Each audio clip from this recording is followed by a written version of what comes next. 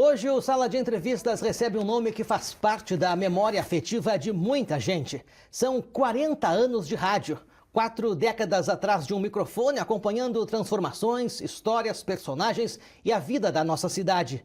Paulo Roberto Dias Rodrigues, ou melhor, simplesmente Djavan, está aqui com a gente para relembrar essa trajetória. Djavan, obrigado pela presença. Quando tu fecha os olhos e pensa nesses 40 anos, qual é a primeira imagem que te vem na cabeça? Boa tarde. Boa tarde, Guilherme.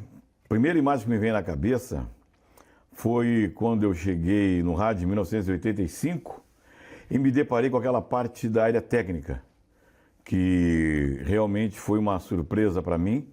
Até então, que eu vinha de outra realidade, trabalhando em festas e eventos da época, não é? E um guri praticamente saindo ali do quartel e já tentando ingressar no rádio. O que me fascinou foi a parte técnica, foi a parte das cartucheiras, toca-discos, cassetes e tudo mais. E aquela rapidez ali que a pessoa que estava na técnica, eu estava observando, fazia aquela parte, né, que dava suporte ao locutor. Isso me fascinou. Mas como é que foi que tu chegou dentro de uma rádio? Como eu cheguei dentro de uma rádio? Pois então, naquela época eu já trabalhava em discotecas, em equipes móveis, e aí a gente nunca ganhou um salário, nunca ganhou um valor que era considerável. Então, falando com uma pessoa do meio, ela me disse, olha, tem uma rádio que está selecionando pessoas para trabalhar, e de repente você se enquadra, né? Eu digo, é a minha oportunidade de ganhar um salário. E aí eu falei com o Norberto Xavier Rosado, nosso querido Norberto, muito conhecido aqui na imprensa local, não é, que me deu a primeira oportunidade. Então, em 1985, eu entrei no rádio, indicado por um amigo meu, que foi o Saul Júnior, mas, na verdade, quem me deu a primeira oportunidade foi o Norberto Xavier Rosado, numa emissora que já, lamentavelmente, não existe mais, né? Existe em outros segmentos, mas mudou de nome já, que foi a Rádio Cassino. Foi na Rádio Cassino que tu começou, Foi na então? Rádio Cassino que tudo começou. Mas aí você começou na área técnica. Quantos anos depois você foi para o microfone? Não, eu comecei na área técnica em 85, uns 2 anos, 3 anos depois já estava atuando no microfone, assim, já tendo liberdade para comunicar. Mas desde o início já fazia minha participação. Só que naquela época era muito definido, né? Por exemplo, o locutor era locutor, o operador era operador. Era muito raro o operador ele migrar para a locução. Mas eu já, gostando de comunicação e tudo mais, eu fui me adaptando, fui tendo oportunidade, e aí surgiu a área da comunicação também no meu lado profissional. Bom, então tu te tornou um radialista por casualidade, pelo que tu me fala, não era um sonho teu de infância não ser era um radialista? Sonho meu. Não, o meu sonho de infância sempre foi trabalhar na área técnica com som. Carregar caixa e ligar e fazer a festa, animar. E radialista foi uma coisa que surgiu, a minha família, meu pai, por exemplo, era muito apaixonado por rádio. Sempre acompanhava futebol e tudo mais. E eu não dava bola, só queria música, né? E aí, casualmente, aconteceu e eu tô aí, tô desde 85. E como é que surgiu o apelido Djavan? O apelido Djavan surgiu, não é, de uma situação em que eu estava no momento trabalhando... Esse telefone que tá tocando é teu, Djavan? É o meu que tá tocando. Ele não era para tocar? Eu falei para você botar no silêncio. Não, ele não era para tocar, mas eu me esqueci, esqueci. Bom, tá então, resolvido. O programa é ao vivo, né? O programa é ao vivo, então a gente tem esses percalços, né? E falando em ao vivo, até é bom a gente falar sobre ao vivo, não é? Porque eu aprendi no ao vivo.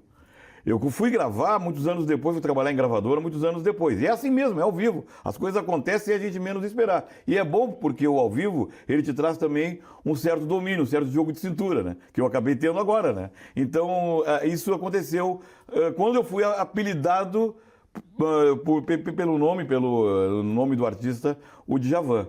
Né? Naquela época eu era bem mais magro, né, Guilherme? Então eu usava o cabelo meio que black, assim, né? E o locutor da época me criou. Né? A gente, naquela época, nós mostrávamos para o locutor o que vinha depois, que era a música, não é? E o LP, o vinil. Para quem não conhece, o vinil, né? E a gente mostrava a capa. E eu mostrei a capa do disco do Djavan, e aí o locutor olhou pro disco, olhou para minha cara, me achou parecido. E aí começou a me chamar de Djavan. Na época o locutor Glênio Freitas, um dos melhores daquela geração, que era o cara do improviso do ao vivo. E eu era fascinado por ele, porque ele, de um simples limão, ele fazia uma limonada. Ele conseguia animar um programa de 3 horas sem ter um papel, sem ter um roteiro. E eu apaixonado ali, né, trabalhando com ele, aquele negócio todo, ganhei o apelido. Só que eu fiquei brabo. Digo, não, mas eu não quero ser chamado de Djavan. MPB, pra mim, nada a ver. Discoteca, dos anos 70 para os anos 80, eu queria ser chamado, sei lá, de Michael Jackson, de Lionel Richie, sei lá o quê, menos de Djavan. E quando fica bravo com o apelido pega. E aí o que aconteceu? Pegou. As pessoas começaram a me chamar, os ouvintes ligavam e queriam falar com o Djavan. Digo, não, aqui é o Paulo Dias. Que Paulo Dias, nada.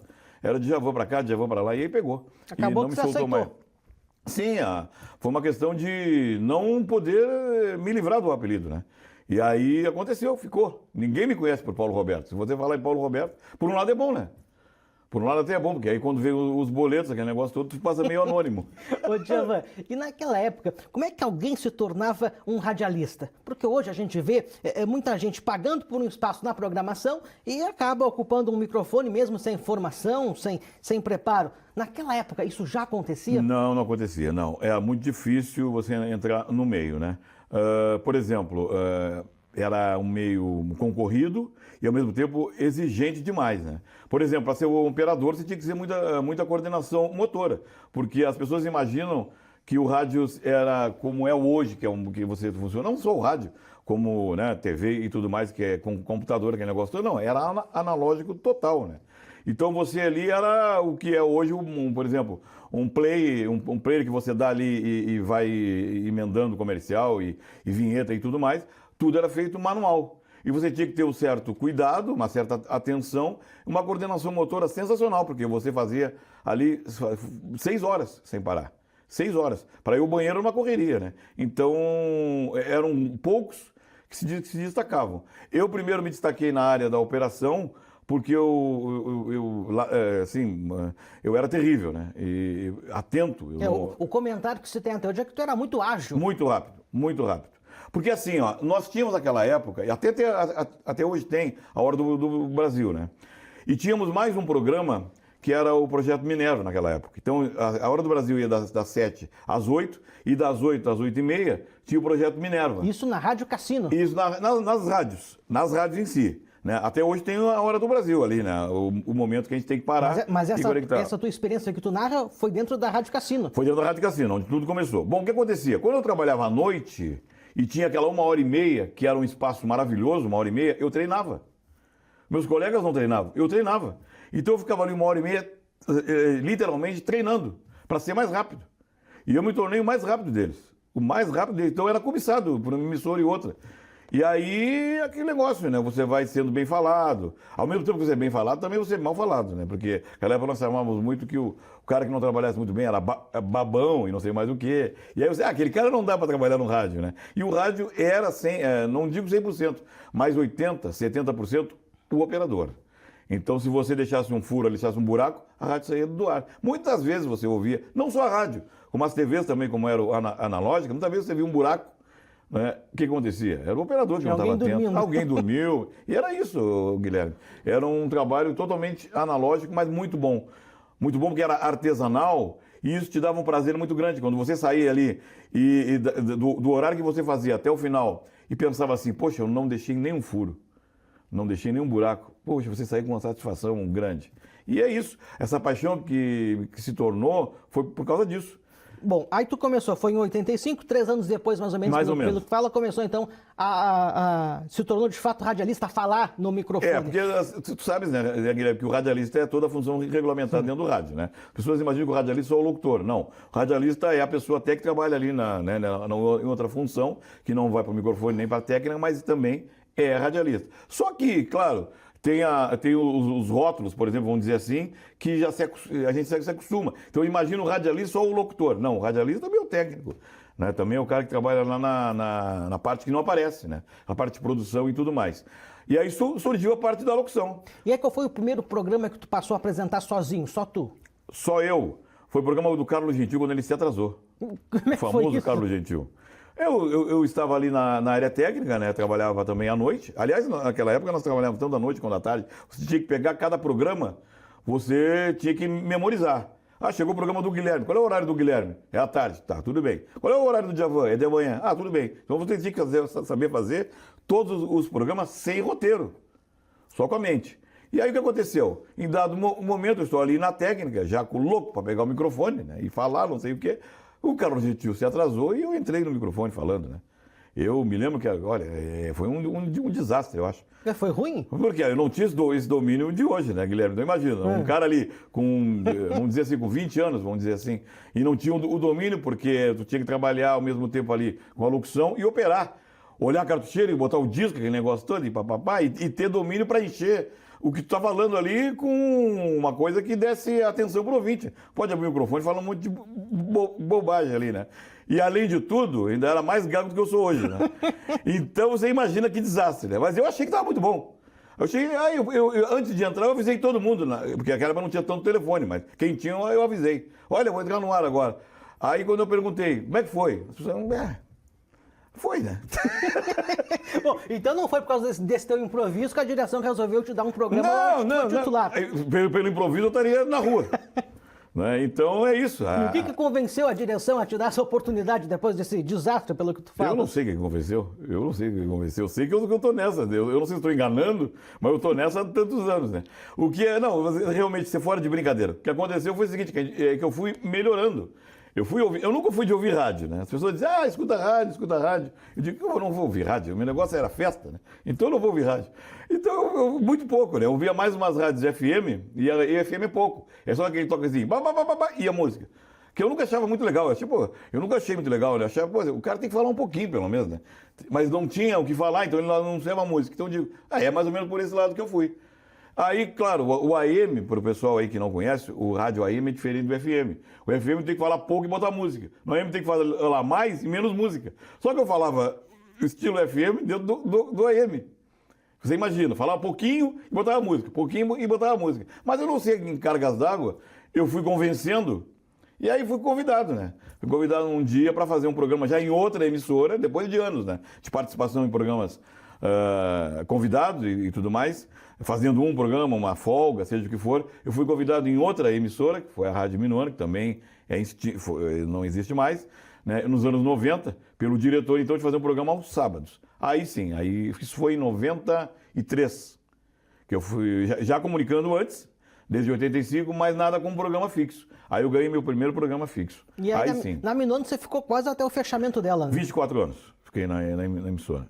De todos os programas que tu já fez, Djavan, qual foi o que mais te marcou? O que mais me marcou foi o programa da Alegria e Companhia. Que aí eu comecei a lançar os personagens. Aí comecei a fazer vozes.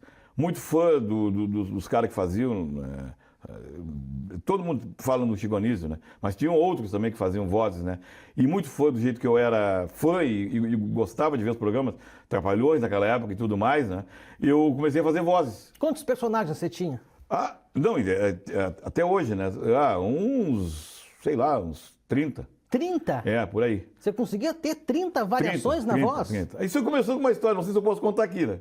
Posso contar aqui? Vamos ver. Não, é leve, é leve. É que naquela época nós tínhamos o telefone, né? O telefone era de ficha. Né? E as pessoas devem estar dizendo assim, poxa, mas eu me lembro daquela época, né? Então é antigo que nem eu, né? Então era ficha. Então eu tinha uma namoradinha, né, que eu não podia ligar para lá com a minha voz. E aí, isso foi antes de começar os personagens. Olha só que loucura isso. Não podia ligar para casa dela? Para falar com ela, com a minha voz. E porque se eu falar, eu não tinha voz grave que eu tenho hoje, né? Eu tinha uma voz meio de sacora rachada, assim. Aí eu ligava e dizia, ela não está. Eu disse, poxa, mas ela estava em casa. Aí eu comecei a fazer o seguinte, eu vou ligar dizendo que é um amigo de escola e vou mudar a voz. Aí a primeira vez eu me lembro que eu liguei fazendo o Carlinhos. Não é tão perfeito como é hoje, mas eu liguei fazendo o Carlinhos. Então eu liguei assim, oi! Como é que vai, tudo bem? Aqui é o fulano de tal, eu quero falar com a fulana. Não vou citar o nome agora, que ela está na Inglaterra e ela vai ver essa gravação, esse programa ao vivo aqui. Aí eu peguei e ela passou, vou passar para ela. E passou. Eu digo, deu certo. Aí eu comecei, do outro dia eu liguei com outra voz. Oi, tudo bem? Como é que vai? Não sei o quê.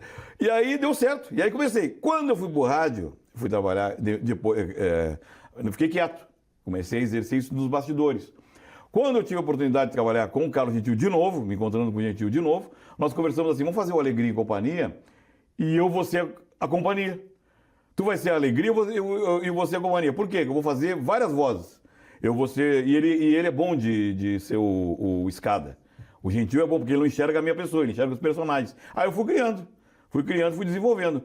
Rapaz, uma época, eu me lembro muito bem, que a emissora estava bombando na época, e as crianças iam para conhecer o Carlinhos, as pessoas iam para conhecer os personagens. O público não tinha noção que era tu que fazia todos. Não tinha, porque o que acontece? Com o recurso da época, eu gravava eu mesmo, em fita, e eu conversava comigo mesmo.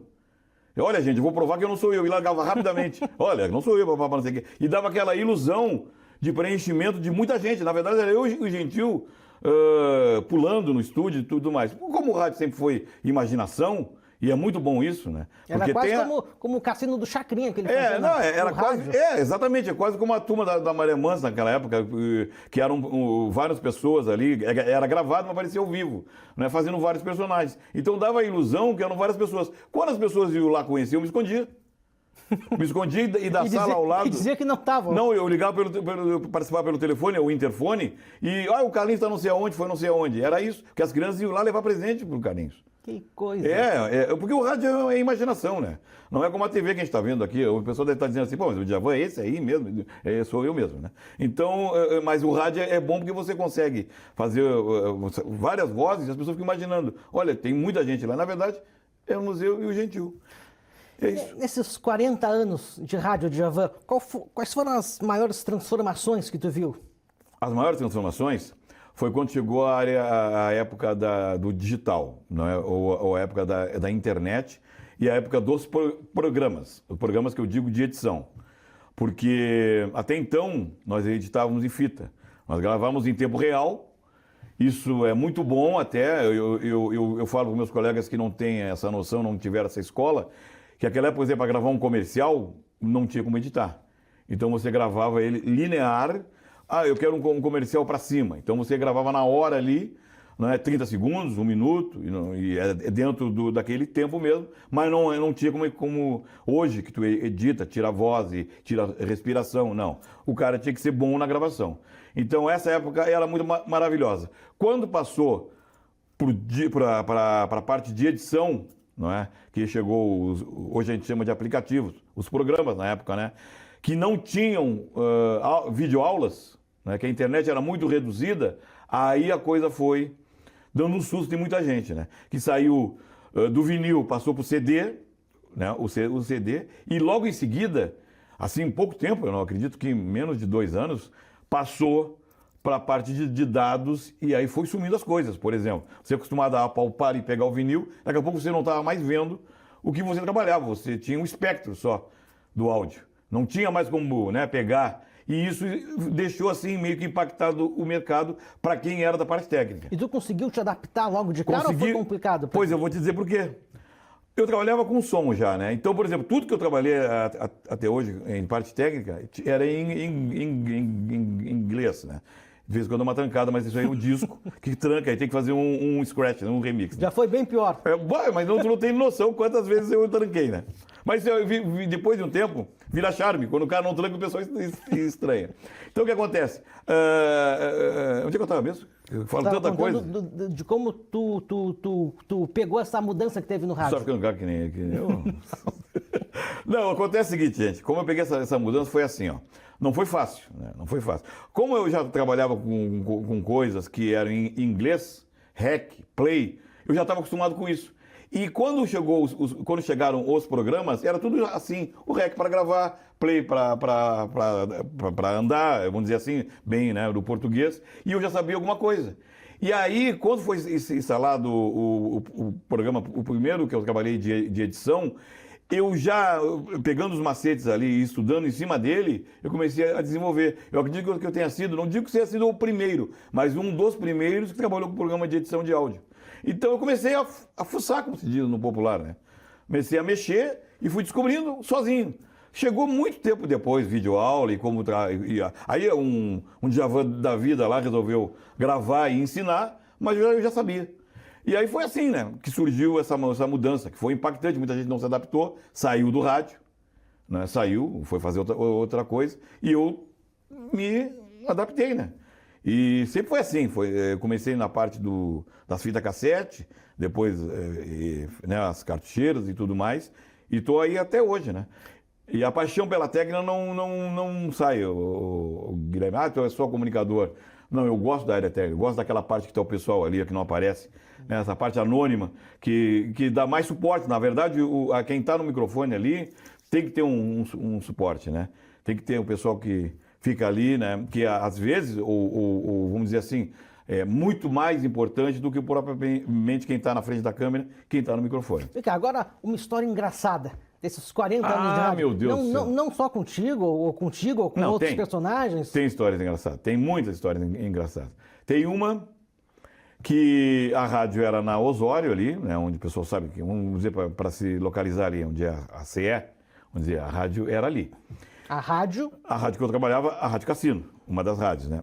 E aí, a Hora do Brasil, eu coloquei em cadeia, cadeia que a gente diz de cadeia. Coloquei conectado, vamos dizer assim, né, com outra emissora, e lá passava, né, vinha de Brasília, um som melhor. Como nós queríamos um som bom, eu conectei com a outra rádio e fui para frente da rádio olhar o movimento. Olhar o pessoal passar, né? Tudo bem, não sei o que, aquele negócio todo, tá? E fui me afastando da rádio. Em dado momento, a porta bateu. Blum! Trancou a porta. E a rádio estava lá em cima sozinha, operando sozinha. E ia terminar a Hora do Brasil, e ia entrar outra emissora em cima de outra emissora. E se acontecesse isso, é o mesmo que você está aqui acompanhando essa emissora aqui, maravilhosa, e entrar outra por cima. Poxa vida, ou é demissão, ou né, você sabe como é que é, né? E eu apavorado, e faltavam 5 minutos. Eu digo, meu Deus do céu, e agora vai entrar outra rádio em cima de outra rádio. E quem está ouvindo, e o pessoal era realmente Caxias, principalmente o diretor da época, que qualquer coisa acontecesse, meu querido, não sei o que, tá, bom. E aí eu apavorado, eu digo, o que eu vou fazer agora? E olhar para a porta, e olhar para não sei o que. Bati numa pessoa, bati na casa de uma pessoa, que eu não vou citar nomes agora, que a empresa ainda continua aí, né? E não vou fazer comercial de graça, né? E aí, apavorado, né? Um guri na época, né? Eu digo, só me ajuda ali, a porta bateu. Eu não sei que eu imaginei que tivesse uma chave para abrir, eu sei lá. E eram 5 minutos, e 4 minutos, e 3 minutos. E digo, não, está comigo, guri. Eu digo, puxa, tem uma chave para abrir, né? Tá, tranquilo, né? Mais apavorado, né? Tranquilo, mais apavorado. Daqui a pouco, rapaz, ele vem com um pé de cabra desse tamanho e trancou na fechadura e brum! Arrebentou a porta. Tá pronto, guri? Eu digo, meu Deus, piorou tudo. Subi correndo. A escada, né? Subi. Eu estou fazendo assim, tu sabe, já para tu te ligar onde era. Né? Uma íngreme, uma escada íngreme. De lá de baixo tu não consegue olhar em cima, né? Tá até hoje a escada é a mesma ainda. Rapaz, cheguei lá, botei a rádio, né? Botei a rádio normal, funcionando, aquele negócio todo. E voltei e comecei a olhar para a porta. Digo, e agora? Olha a cabeça do guri, né, cara? Eu preocupado com isso, com aquilo, negócio. E nós, naquela época, nós não tínhamos a chave da emissora, né? Então nós tínhamos que deixar num local para o outro operador de manhã pegar. Digo, criei uma história. Digo. Outro dia eu tinha que vir na rádio de manhã. Lá eu tinha que vir. Tinha que chegar na rádio. Aí eu criei uma história. Digo, eu vou criar uma história. Aí comecei. Não sei o que, não sei o que. Tá criado. Eu não posso sair desse script. Tá, fui para casa dormir mal, né? Aí fui para casa dormir. Quando eu me acordei, vou para a rádio. Eu ia pegar andar de bicicletinha. Papai, peguei a bicicleta e fui para a rádio. Quando cheguei na rádio, eu vou falar isso, tá. Quando eu tô entrando na sala do locutor, do diretor, eu fui levantar, né? Fui levantar o dedo para falar, assim, ou abrir a boca para falar. Ele disse, já sei de tudo. Eu digo, mas como que ele já sabe? O fulano saiu daqui agora, tu chamou ele, papapá, não sei o que, a porta tá quebrada, como é que tu fez ali, não sei o que. Conclusão, o rapaz que tinha quebrado a porta foi antes de eu chegar na rádio e avisou que tinha quebrado a porta para os diretores lá. Então a minha história caiu por água abaixo. Né? E eu digo, tá, vou ganhar um gancho. Aí ganhei aquela, né? Aquele que tu sabes, né? Foi forte a bronca? Forte, mas eu saí tonto, né? Sorte que eu saí tonto, né? Mas não deu nada. Deu assim, depois deu muita risada e tudo mais. A pessoa não está mais aqui, o diretor já faleceu, muito conhecido, teu amigo também. Né? E ficou assim, a gente ria muito depois. Mas é assim, são coisas hilárias, né? Bom, tem uma outra história também, não sei se foi contigo, não sei se tu estava no local, de um radialista que foi ler uma nota de falecimento. Sim. Como é que foi essa história? Foi ler a nota de falecimento e deu risada? Que ele falou outra coisa. Eu não me lembro dessa. Eu sei que a gente tinha um locutor na época que não vinha... Mas essa foi tu que me contou? Não, foi eu que te contei? É. Mas é tanta coisa, Guilherme, que agora não sei se eu vou me lembrar agora. Mas eu posso te contar uma de um radialista que nunca ria. Nunca. Falecido também, né? Aliás, todo mundo já partiu, né? Mas o que aconteceu? Ele não ria. Porque aquela época, né, era tudo ao vivo, né? Não tínhamos como gravar, assim. E ia chegando, né? As notícias iam chegando. E nota de falecimento, mas, olha, você não poderia nem mudar o tom. Era aquele tom mórbido, né? Nota de falecimento. O fulano de tal, não sei o que, tá lá. Pô, e só tinha um que tinha esse domínio que tu sabes também quem é, né? E aí, não ria nunca. Não ria nunca. E aí, o que aconteceu, Guilherme? Chegou uma nota e eu estava de operador. E eu não tinha quem não desse risada, porque eu tinha facilidade das vozes, né? E ele tá... Papapá, não sei o que, atenção interior, não sei o que, aquele negócio todo. Daqui a pouco ele, nota de falecimento, e eu comecei a fazer eco lá. Nota de falecimento. Os familiares. E fulano, então, tum, a rádio saiu do ar. Saiu do ar a rádio. Começou a rir, não parava de rir, e eu sumi da técnica e não parava de rir também. Conclusão, ficou alguns segundos fora do ar. Alguns segundos no rádio, é uma eternidade, né? Já chegou o diretor de novo. Mas o que houve aí? Vocês estão rindo, não sei o quê. E aí deu uma bronca. Culpa do Djavan. Culpa do Djavan, né? Culpa do Djavan. E essas coisas que a gente tem aí no rádio, que a gente vai guardando conforme a gente vai aí, né, vivendo, né? Tem outras muito hilárias que, de repente, em outra ocasião eu falo. Hoje eu estou na rádio... Não, mas peraí, vamos deixar isso para outro bloco. Outro bloco. Tem comercial? Tem comercial? Aí. Tem intervalo. Tem intervalo. O Sala Então de tem outro comercial.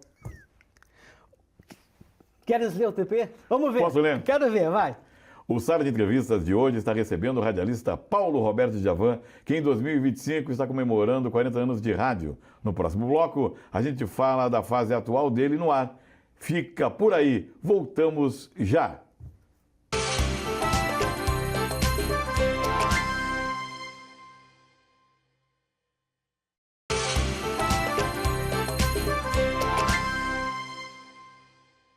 Estamos de volta com o Sala de Entrevistas, hoje conversando com o radialista Paulo Roberto Djavan, que em 2025 está comemorando 40 anos de rádio. E agora a nossa conversa entra na fase atual dele, mas antes ele lembrou a história aquela que ele não estava lembrando na hora. Conta, Djavan, vai lá. Pois é, não, você lembrou, né? E aí eu venho com tantas histórias, né, que a gente vai ligando uma coisa na outra. Foi uma troca de palavras, né? Uma troca de palavras que aconteceu. E aí o que houve? Foi uma risada, não é? Que se estendeu pela rádio toda. Porque na época tinha uns termos, né? Com tristeza, não é? Com pesar. E aí, na hora de ler, eu não sei o que estava na cabeça dele, não é? Ele, ao invés de falar... A nota de falecimento. A nota de falecimento. Enlutado, ele fala com prazer. Com prazer. E aí todo mundo parou, com aquele silêncio assim, ó. Só para vocês terem uma ideia, alguns segundos de silêncio aqui, ó. Você imagina isso no rádio. Com um silêncio. E a risadinha no fundo de alguém.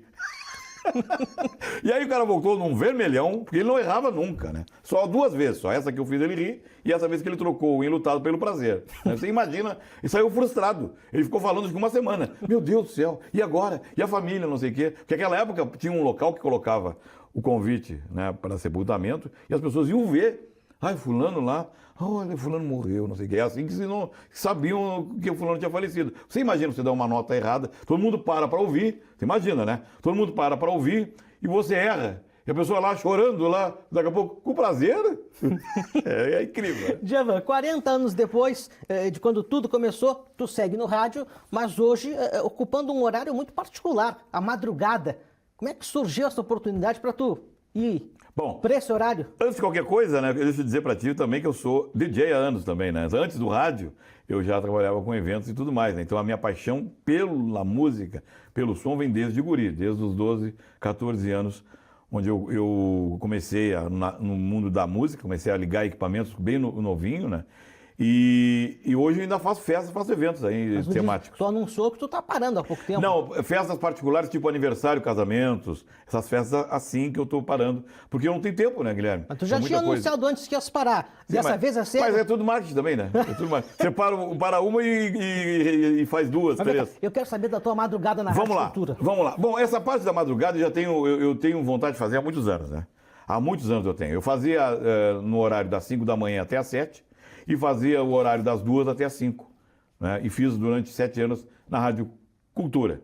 né? Rádio Cultura AM, né? Rádio Cultura 740.